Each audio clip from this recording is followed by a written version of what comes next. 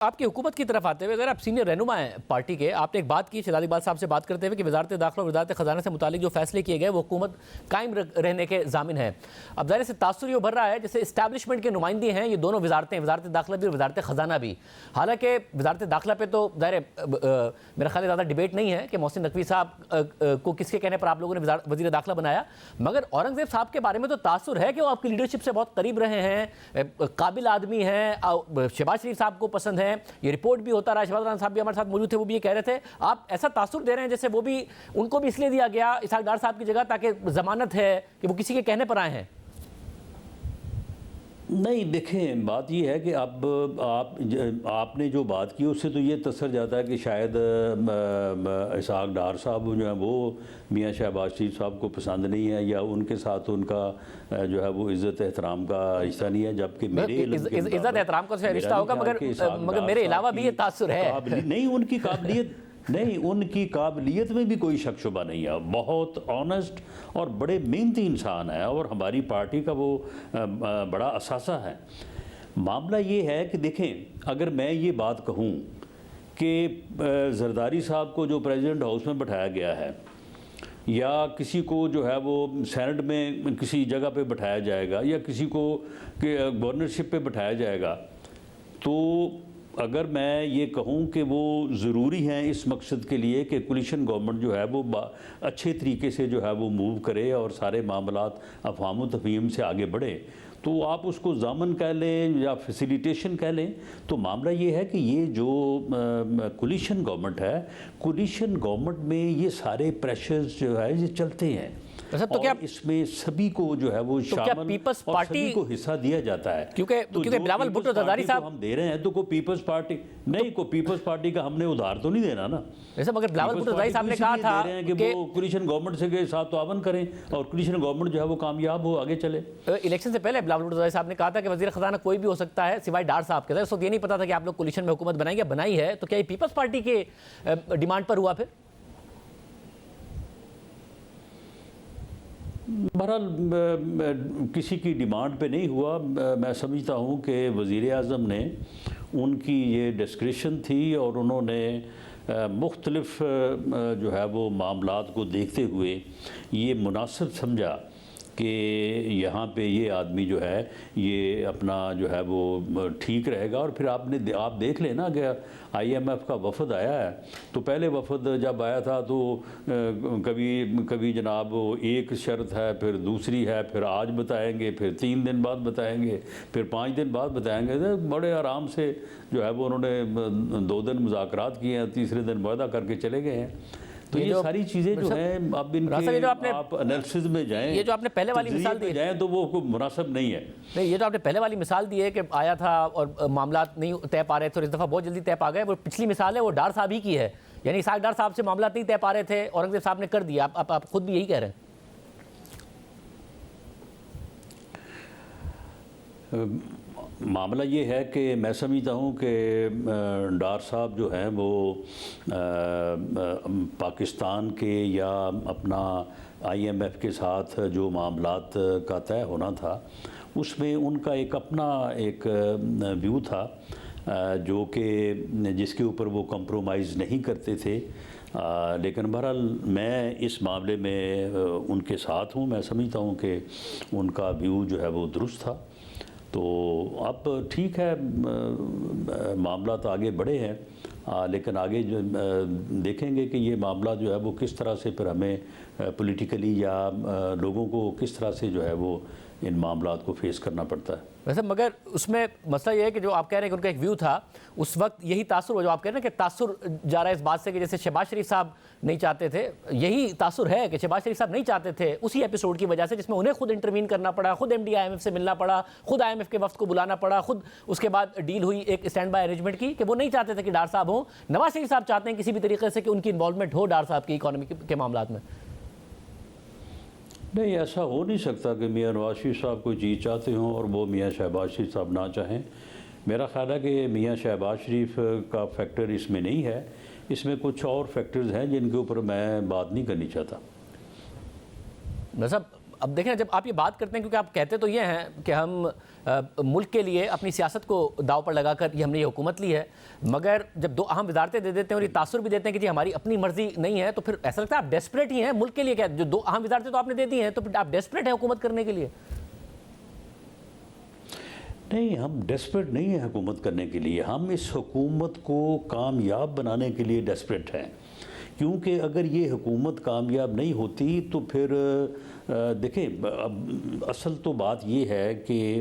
फ़ैसला तो ये होना चाहिए था, और अगर ऐसा होता तो बहुत बेहतर होता और पाकिस्तान के बेहतरीन मफाद में होता। मैं ठीक है, अवामी फ़ैसला है और अवामी फ़ैसला के ऊपर जो है वो उसे गलत नहीं कहा जा सकता, लेकिन उससे इख्तलाफ जो है वो किया जा सकता है। आवाम का फ़ैसला ये होना चाहिए था कि PMLN को जो है वो सिंपल मेजॉरिटी जो है वो मिलती, ये स्प्लिट मैंडेट जो है वो ना होता, और मियाँ नवाज शरीफ साहब जो है वो PMLN के वज़ीर-ए-आज़म होते, तो अगले 2 साल में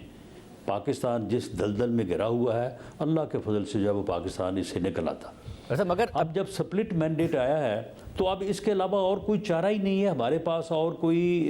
तरीक़ाकार ही नहीं है, कोई ऑप्शन ही नहीं है, तो फिर ये तो कुछ ना कुछ तो करना पड़ेगा ना। और साहब, ये कहा जाता है कि पार्टी में लास्ट होप है। मगर पार्टी में कहा जाता है कि स्ट्रांग राय है कि ना लेते बेहतर था, आप हों या फिर साद रफीक साहब हों, उन्हें मिनिस्ट्री भी ऑफर की गई, आप लोगों ने भी लेने से इनकार किया कि नहीं जी हम तो, आप लोग तो खुद नहीं हुकूमत का हिस्सा बनना चाह रहे हैं किसी भी तरीके से। नहीं, देखें, ये बात दुरुस्त है कि पार्टी में जब इसके ऊपर मशावरत हुई तो इसमें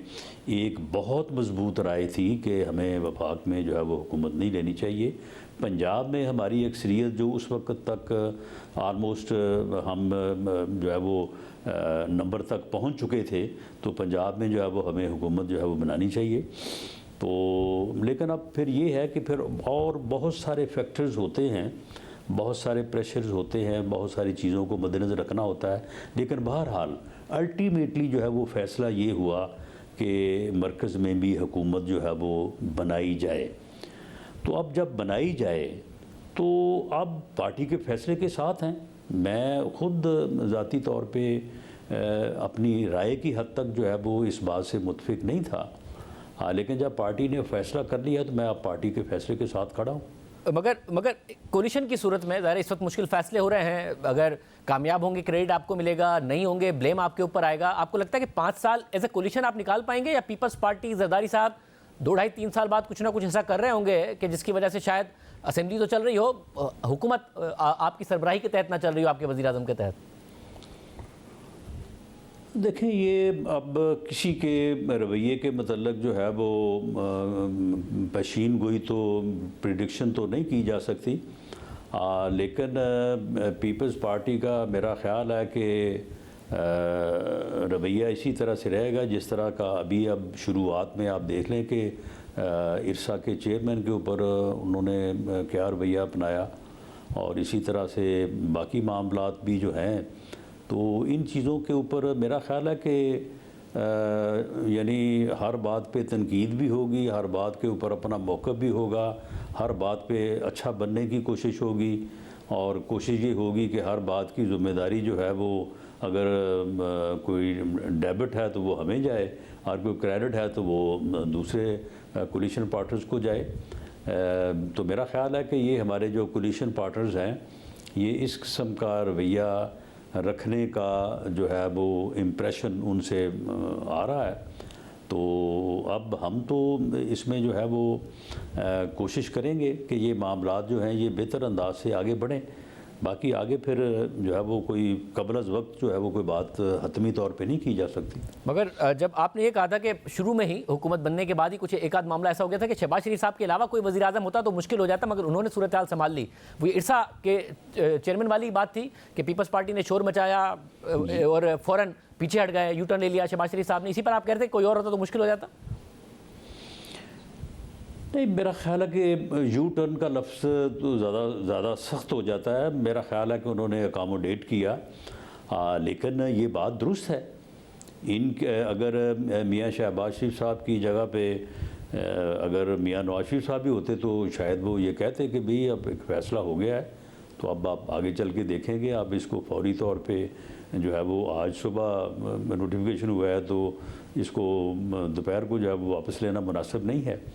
लेकिन बहरहाल मियाँ शहबाज शरीफ साहब बड़ा दिल करते रहे हैं। 16 माह में भी मैं एक से ज़्यादा चीज़ों की, बल्कि 20 चीज़ों की जो है वो मिसालें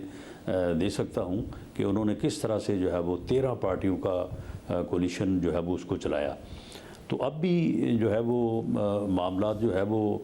इस तरह के तो उनको दरपेश होंगे, लेकिन फिर कोई ना कोई चीज़ फिर ऐसी भी होती है कि जहाँ पे किसी को खड़ा होना पड़ता है। और ऐसा हुआ तो फिर क्या होगा? मतलब शहबाज शरीफ साहब भी आपको लग रहा है कि कहीं ना कहीं किसी न किसी लेवल पर खड़े होंगे जिस पीपल्स पार्टी इतना टफ टाइम देगी?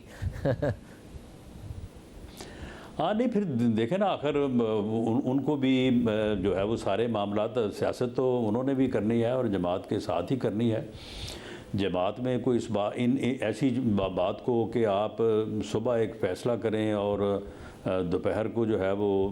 आपको, या तो ये था ना कि इस मामले पे एहतजाज किए बग़ैर रिक्वेस्ट की जाती और वो रिक्वेस्ट जो है वो